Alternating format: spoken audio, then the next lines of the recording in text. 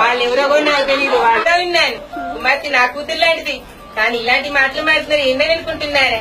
ఆ కుమారుడు ఆలోచనతో వచ్చాడు, అందుకే చింతన లేపాను. కుమార్తెలు అనవసర అవసరం నాకెందుకుంది?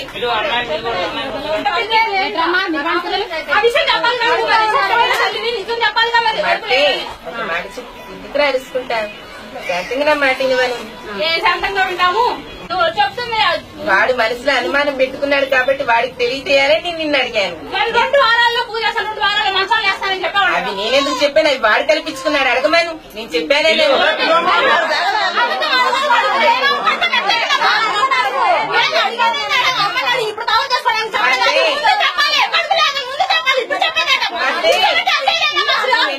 మనసులో ఆలోచన పెట్టుకుని ఇక్కడ కూర్చున్నావు.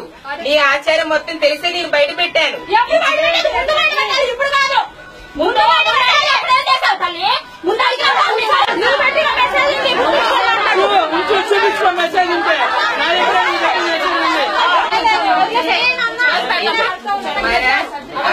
ఖర్చన పడేస్తాను నేను నీకు చెప్పానా?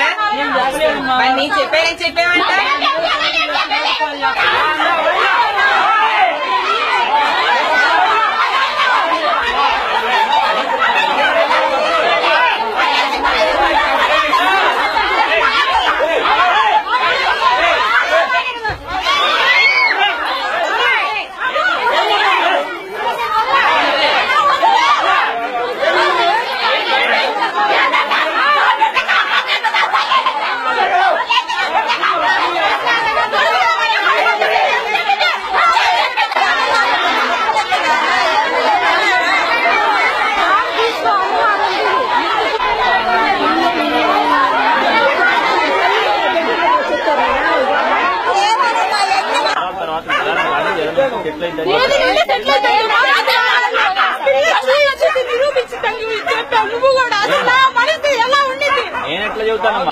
పెట్టకుండా ఆపరేషన్ చేయించి 6 years అవుతుంది.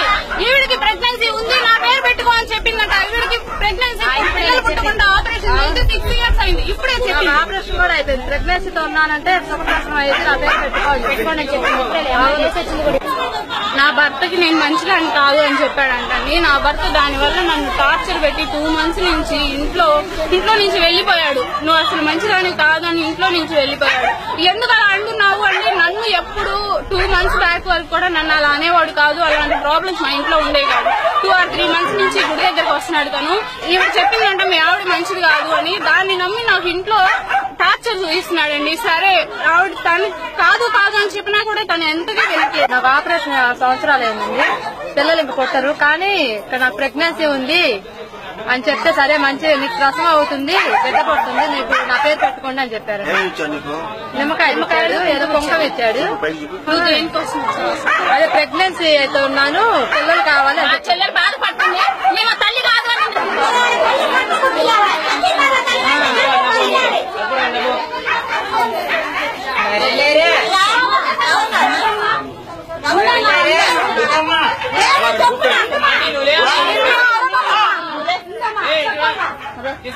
తల్లి మా తల్లి జాబు తెలుసు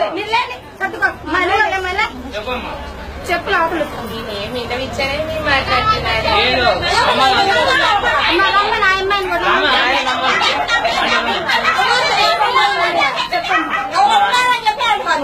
నేనెప్పుడు చెప్పాను?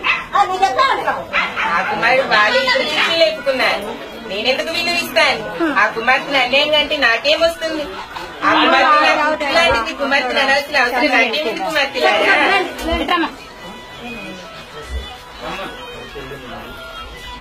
చెప్పలేదన్నా.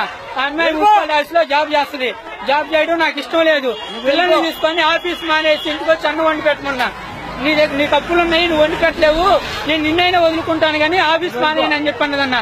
అది మా గొడవలు అంతే తప్ప అమ్మ చెప్పలేదు, ఏమీ చెప్పలేదు. మా గొడవలు ఇప్పటికీ చెబుతాను. ఆఫీస్ మానేసి పిల్లల్ని తీసుకొని రమ్మని చెప్పండి, నేను ఏలుకుంటా.